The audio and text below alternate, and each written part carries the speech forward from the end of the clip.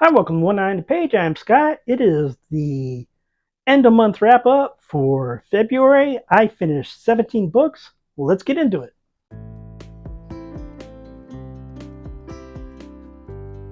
So I finished 17 books, one less than I finished in January, but had two fewer days, so still pretty good. And I'm going to rank them from worst to first. So book number 17 is Not George Washington by P.G. Wodehouse. I'm trying to complete all the P.G. Wodehouse books. So this is one of the ones that I didn't read last year. I started late 2022. So I've read most of them. Currently, I believe I have 12 left that I haven't read. There's one that I'm pretty much not going to be able to read because I'm not going to put out $150+ for it. So Not George Washington was published, I believe, 1905, 1906. It's a semi autographical novel, which is interesting because the character that I suppose is supposed to be Woodhouse is a horrible person. He's not a good guy. I um, he basically he is engaged. He goes to London to write, does pretty well, is making a fairly decent amount of money, but he knows that means that he can get married. So what he does is basically he tells his fiance, I'm barely scraping by. He makes a deal with these three other guys basically to publish under their names. So it doesn't look like he's making any money. So he's still making money, but he doesn't have to get married because he's not making enough money, according to what his fiance can see. And yeah, it's just he's the worst person in the book, but he there are plenty of characters who are just horrible, horrible people. And again, this was maybe among his first 6 or 7 books. There is some of the Woodhouse humor in it, but it's not until later. And it's just not a fun book. I I would say I would not read this book again, but I know I have to read it for the podcast. So I'm just hoping, I haven't looked. I'm hoping that because we basically do one book a month, that it's like 3 or 4 years down the road. Book number 16 is The Thursday Murder Club by Richard Osman. It's a mystery. Senior citizens force themselves into a murder investigation. They're all horrible people, sense of trend, who I do not like at all. They're conceited, unlikable. The mystery isn't very interesting. The solution isn't very interesting. It's one of those ones, it's like, oh yeah, it's this guy. You might have seen that name somewhere in the book, but we really didn't cover it a lot. And I'm sorry if that spoils it for you, but there are a few surprises, I guess, but I don't find any of them particularly interesting. I do have to say, probably the most annoying thing for me is that this is like 350 pages and there are 115 chapters. There are many chapters in here that are only 1 page long, and perhaps that had an influence on it, but it just started to grate on my nerves, and I hate finished it. But it still wasn't as bad as Not George Washington. Book number 15 is The Hotel Inspector by Sienna Waters. If you've been watching my weekly reading wrap ups the past few weeks, you may have noticed that I have except for Woodhouse, in which there is romance in them. But I have essentially stepped away from romance. I was reading romance because it's pretty easy, and I have a bunch of heavy reading that I'm doing, so I like to counterbalance it with something light. But I was getting annoyed with romance, so I stopped. One of the reasons I stopped was number 15, the hotel inspector. It's about a hotel inspector. She goes to a hotel, inspects it. It's run poorly. There's no question about it. It is run poorly. She is not the most charming of people, not very socially adept, I will say. She writes a bad review, but it doesn't get put up yet. But as she prepares to leave, basically, power goes out, and she accidentally runs into the owner of the hotel, causing her to, I believe, break an arm. And the hotel owner fancies the hotel inspector, purely on a physical way, because, she doesn't necessarily like her because she is kind of rude. But her employees decide, because the hotel owner says, well, she's on drugs while she's at the hospital, that she likes the hotel inspector. They decide to basically blackmail the hotel inspector into staying there, or they're going to turn her into the police for breaking the owner's arm, which was purely an accident. So I'm already like, these are shitty people. And there's a trend in these bottom books, shitty people. And they don't get any less shitty. Spoiler alert, they end up together, but it just doesn't seem like, and I have forgotten their names. I also don't care. Um, the hotel owner doesn't really seem to care that much for the inspector. I mean, she's physically attracted to her, but even at the end, when they're like together, it just doesn't seem like she is that into it.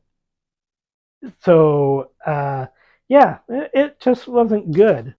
Book number 14 is The Swoop by P.G. Woodhouse. Very short book.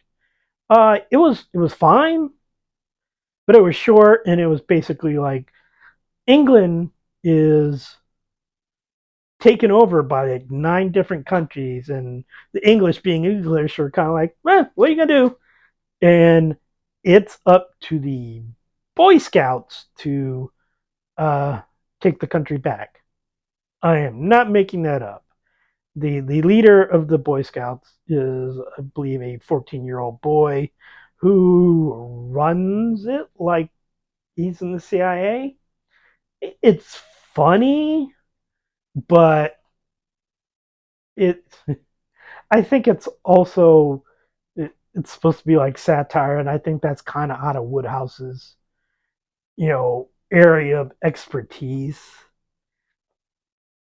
He doesn't try to write books like this. Is another one that's written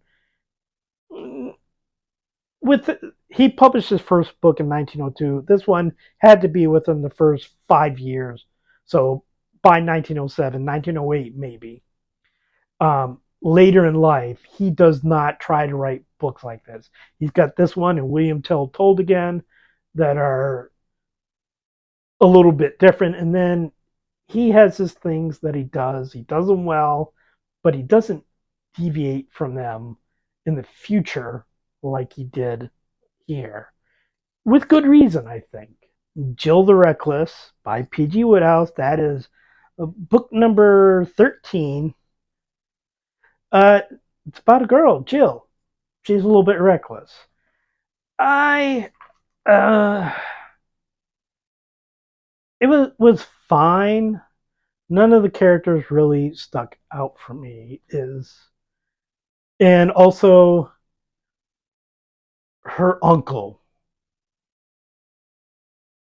basically speculates her money away, and she's just like, "Oh, what are you gonna do?" And I get tired in Woodhouse of the often uncle character who's frivolous and basically makes life harder for other people, and people just accept that. So I didn't like him. Like Uncle Fred, who has his own series. There are things I don't like about him, but he has a charm and charisma that this uncle just does not. And they end up in America, and there's a romance. It's fine. Um, Another example of characters named Freddy in Woodhouse books getting treated poorly by people doesn't really deserve it, but I don't know if Woodhouse just had a Freddy in his life that he did not like, or I mean, the Freddys are likable, or as my daughter Robin will call them, they're lovable idiots. So, yeah, it was fine. It was fine. Oh, book number 12 is The Heaven and Earth Grocery Store by James McBride. Read this on audiobook. It is about a young deaf boy who basically the state wants to take him to a home. They call it a school, but it's basically like a home for the mentally insane.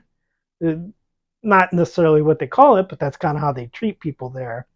And his family doesn't want him to go, so they basically have the Jewish woman who runs the grocery store hide him, but he does get caught. He goes there. There's a bunch of race stuff in this town. Uh, the main doctor there is a member of the Klan. There's you know the Jewish and black people living in this area, sometimes working together. The problem I have with this book is that it's all over the place to me.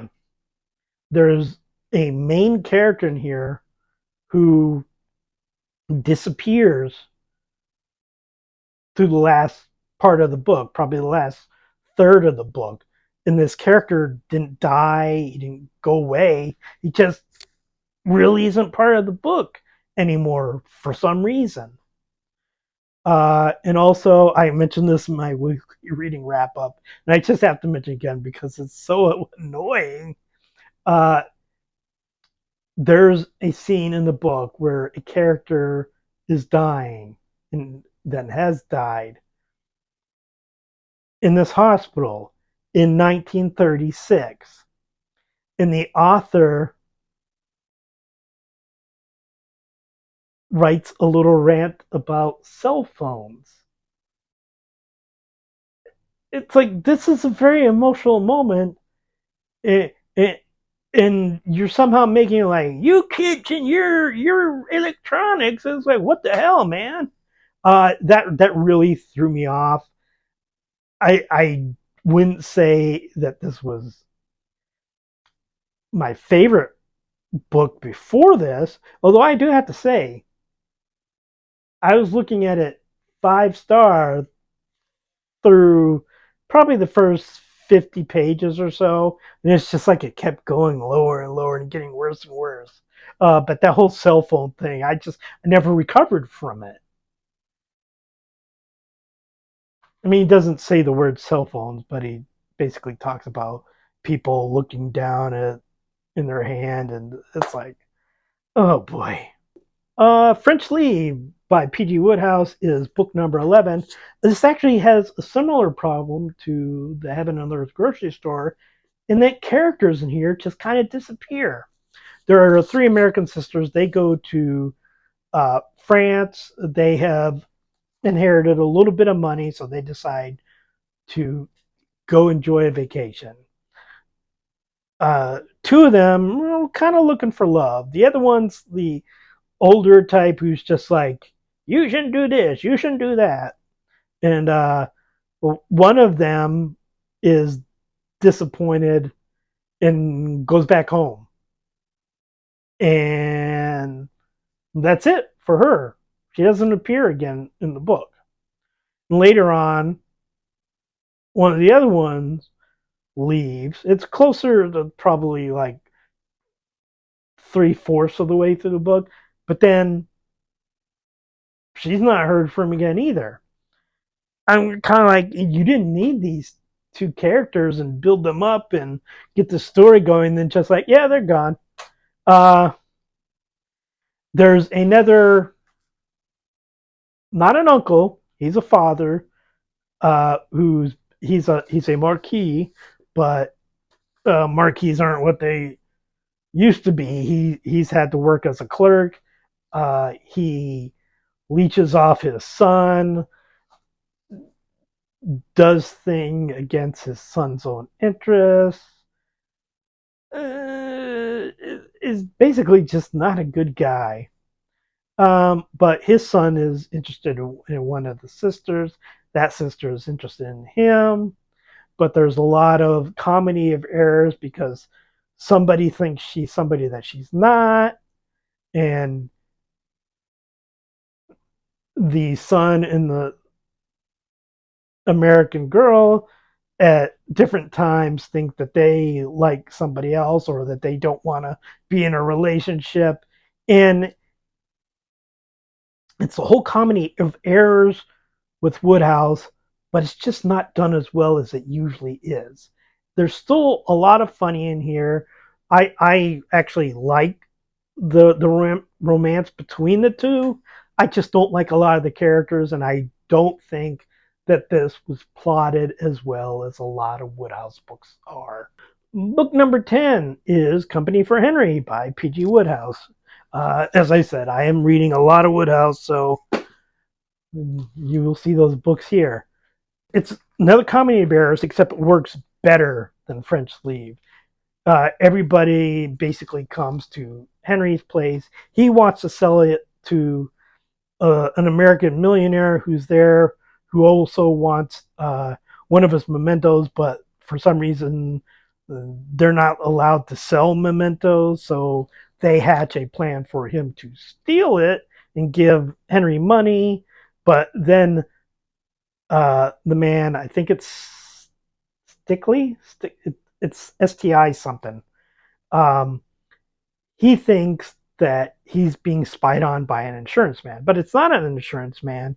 It's the friend of Algie, Henry's nephew. Uh, he is there because Jane, I believe, he fell in love with Jane. His name is Bill. A lot of names.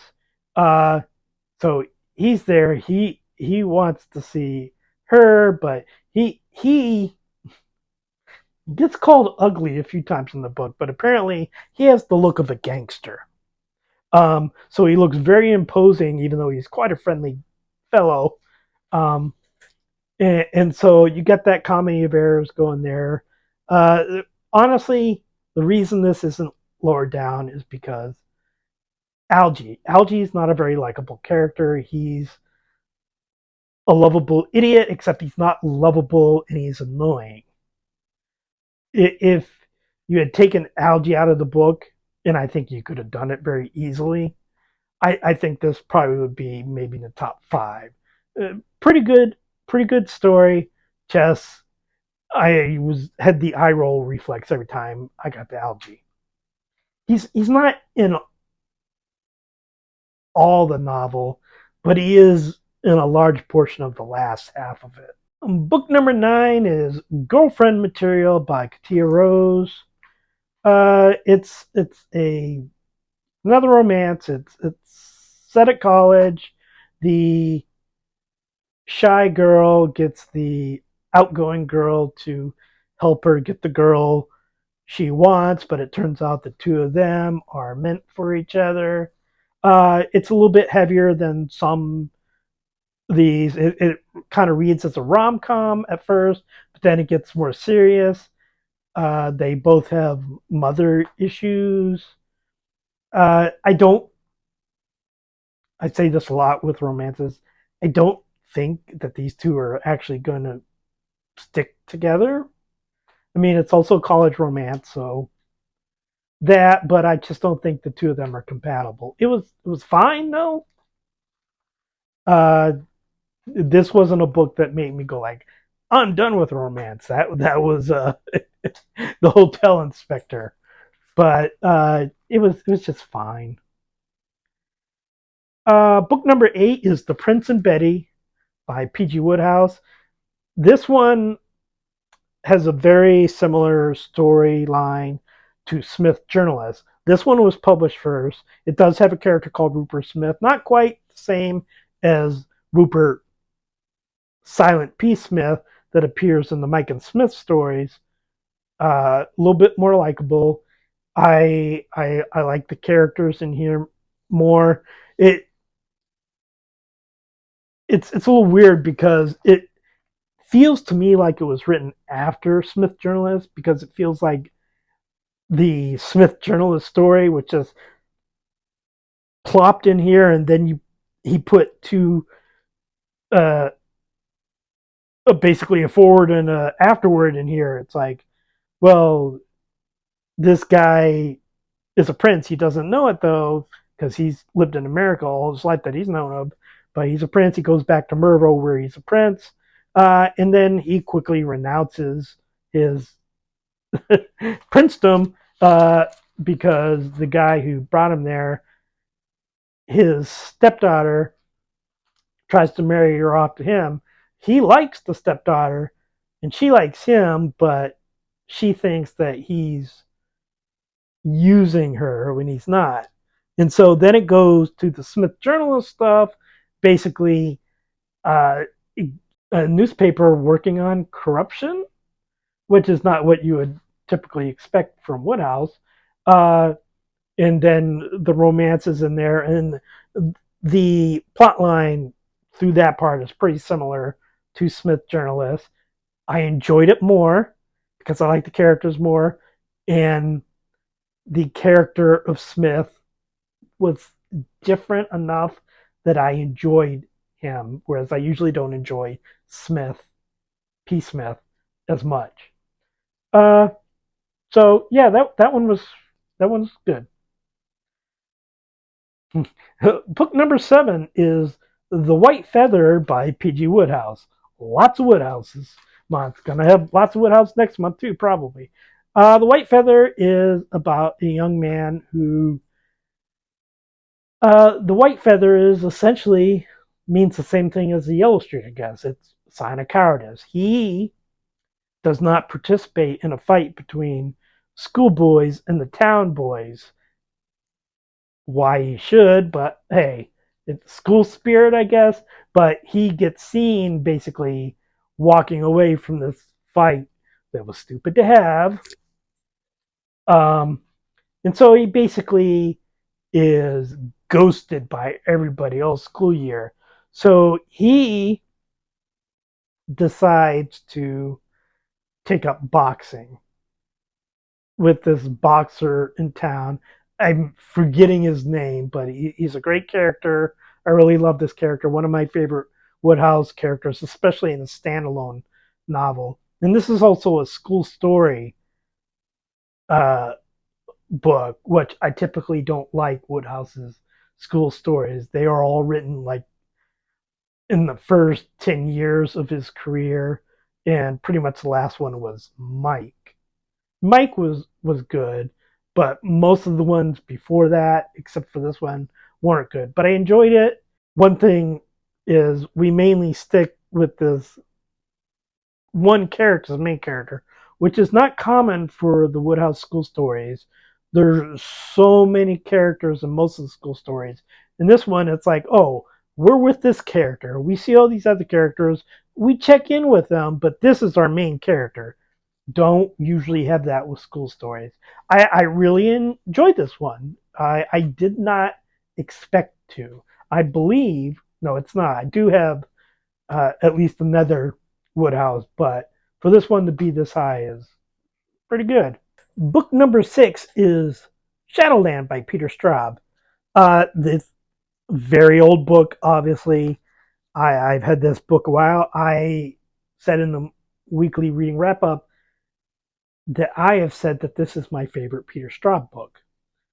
And I believe that. But I also said I haven't read this as much as I have read other Peter Straub books, including The Talisman and Black House with Stephen King and the Blue Rose trilogy, uh, Coco Mystery in the Throat. Uh, I don't know if I've read Floating Dragon and Ghost Story. I'm pretty sure I've read Ghost Story more than this, but I have probably only read this once or twice, maybe twice before. And a long time ago, I went into this expecting it to be a 5 star. And it's my sixth highest book, so it's not a bad book, but it's not as good as I remember. A lot of it, a lot of the first part of it at least, is set at a boarding school in the boys' school. I'm reading a lot of Woodhouse. And I could stand to do without these schools. Uh,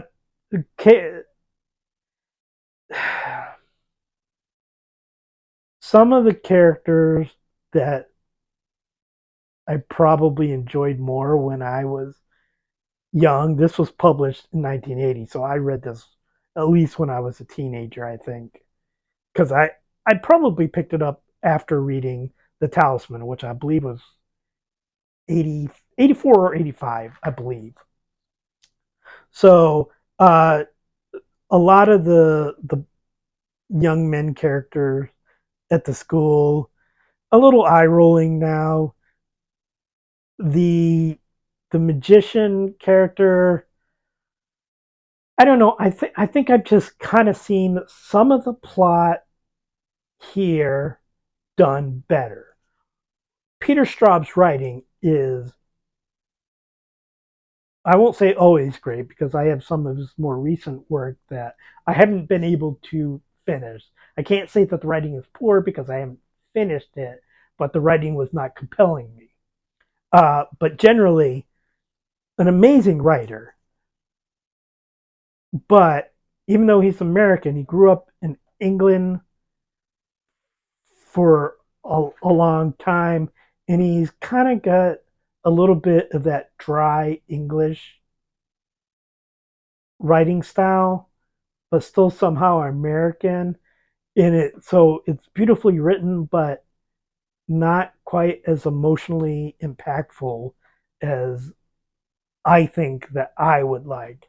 I still love large portions of this, and it's not as bad as like when I read Hobgoblin that I loved as a teenager, and I read it and it's like, oh, this is utter shit. This is not utter shit. This is still very good. It's just not amazing. And I remember it being amazing. Still, read Peter Straub. I don't know where I would place this if I were to ever do a ranking of Peter Straub books. I'd have to finish them all first, but I think there are other ones that I would put ahead of this now.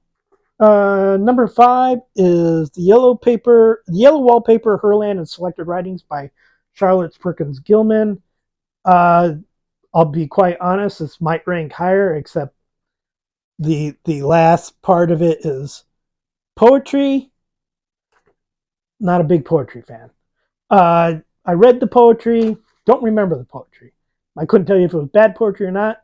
I read it, it just fell out of my head. The They also have a novel in here, Herland, which is about a land of all women who basically have been living like that for thousands of years. They have they are able to have children without men now, and 3 men come to Herland, and it's basically about their time there, like discussions back and forth. The one guy, Terry, who's got to be like the alpha male, who's going to fuck everything up. Um, there's a sequel to this. I don't know if I'm going to read it. I enjoyed this, but I've also read that this is the best of. There's apparently 3 books, 3 novels in the collection. the first one doesn't have to do with the characters in this book, but the sequel to this one, the third book, I guess, does. But I still don't know if I'm going to read it.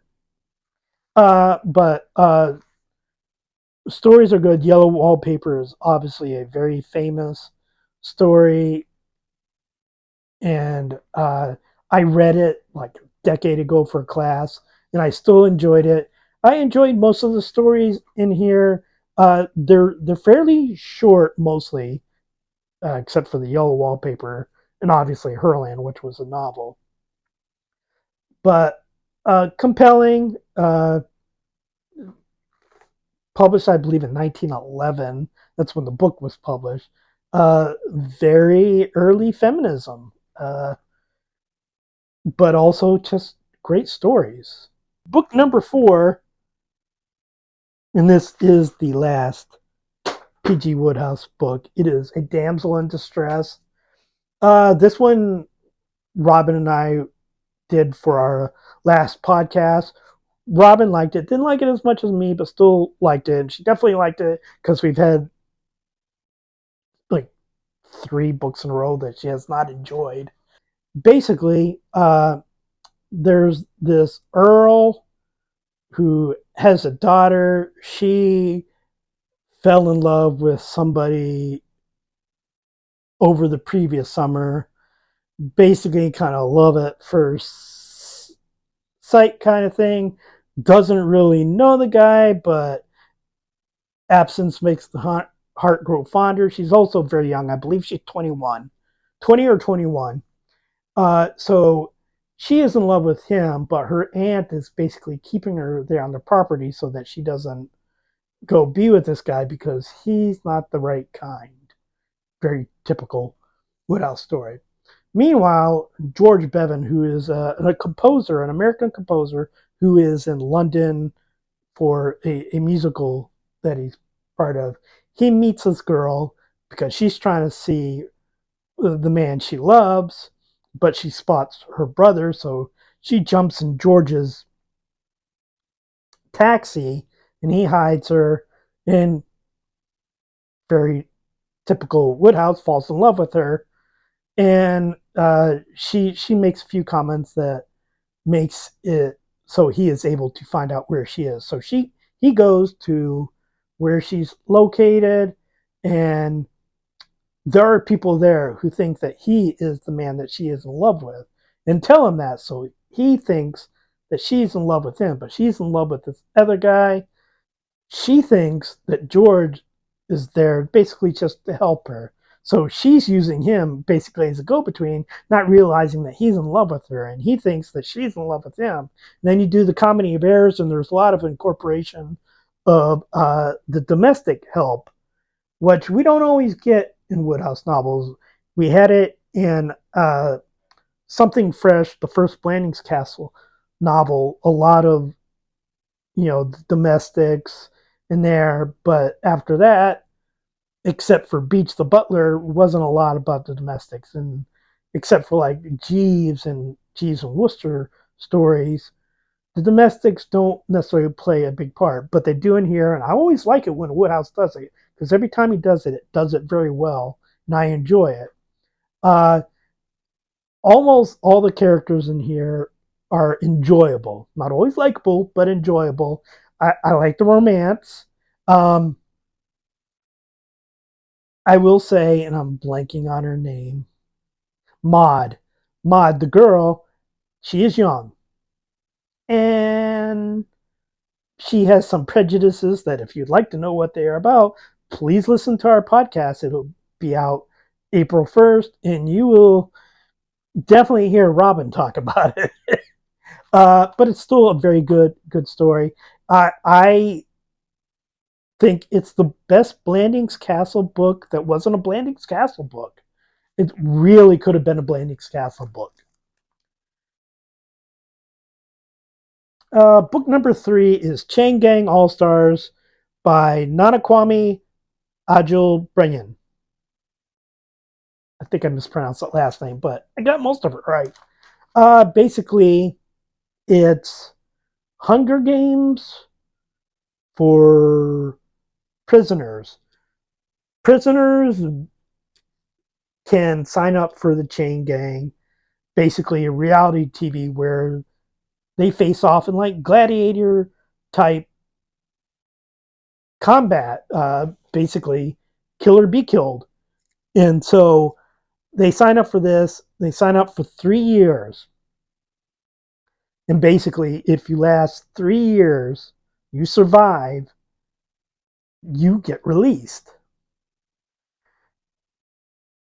Now, the one thing that I wish had been gone into a little bit more was that release part, because there was only one person up to the point in the book who had been released, and it's pretty much agreed that the producers kind of forced that one through just to show that it could be done. But we have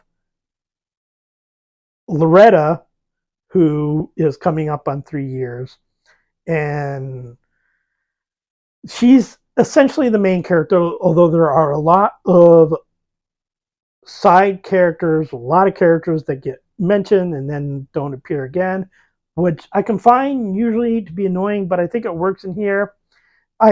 There's just a small section in the middle where I kind of like, I don't know, but then it pulled me back in. It's an amazing story. It's essentially a dystopian novel. You're not going to go in here and find joy, I think, but it's a little bit different because you can kind of get sucked into the violence and the reality TV part of it and kind of go like, yeah, and then realizing, oh, I'm doing exactly what he's talking about these other people in this novel do, because they're reality TV stars, but they're also murderous scum. And that's something that I like that he does, is that most of the characters in here have done something deserved to be in prison. They're not good people. But does that mean that they should be treated inhumanely? It's something that the novel explores. Book number 2 is The Dubliners by James Joyce, collection of 15 short stories about basically middle class Dubliners. Some lower castes, some lower class, maybe a little bit higher class, particularly in The Dead. The Dead is the ending novella in here. The rest of it is short stories. As I mentioned in my weekly reading wrap up, uh, I have read The Dead several times. It's a Christmas tradition kind of thing for me, and I love The Dead. I learn something new from it every time I read it. I have not read the rest of this before, so everything else was new. I I particularly enjoyed. I don't know if enjoyed was the term. I have been thinking about the story A Mother since I finished this, and I finished it 5 days ago, and I've been thinking about that story because the story, I think, points in one direction, but I kind of wonder if Joyce wanted us to look in a different direction, or maybe it's just my modern view looking at it going like, hey, wait a minute. Is that character the one we should be shaking our finger at? Or is it these characters? Uh, but every story in here is good.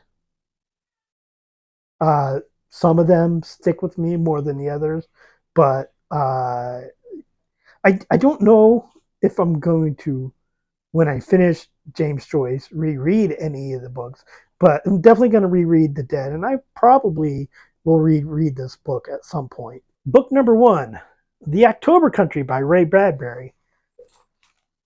I forgot Ray Bradbury wrote short stories. I didn't forget, but I kind of did, because I'm like, Oh, Fahrenheit 451. Yeah. Oh, Something Wicked This Way Comes. Sure. I kind of forgot about like the Small Assassin and the Jar and the Dwarf. All these really dark stories. There are some that aren't dark in here, but generally, I think there's like, is there 15 or 17 stories in here? I think 17. Uh, Mostly dark, uh, either dark or darkly ambiguous endings. I mentioned again in the weekly reading wrap up this book that was published in 1955, stories in it that were written or published from 1943 to 55.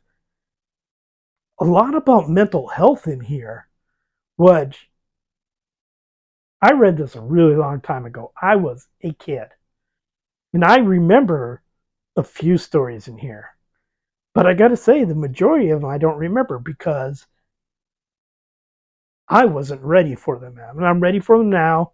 And this just is an amazing collection. It doesn't have there. I believe the October Game is the story I remember most.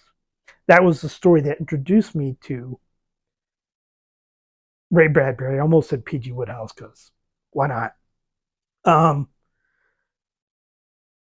so I thought the October Game must be in here, but it wasn't. I'll be interested in reading that one if I enjoyed it as much as I did back then. But yeah, this book hit me hard. Like I said, a mother, James Joyce is sticking with me. A lot of the stories here are sticking with me. The skeleton and oh the what is it, the Happy Death of Dudley Stone, something like that was the last story in the collection. That there's nothing horror horror based about it. There's nothing supernatural. It's just about life choices. And now I'm reading a bunch of Ray Bradbury stories. So yeah, those were the 17 books that I read in February. 3 5 stars in there. Uh, I think it took me till July last year before I had a 5 star. So yeah, that is it for February. Please like and subscribe, leave a comment, and I will talk to you next time. Cats fighting. Okay.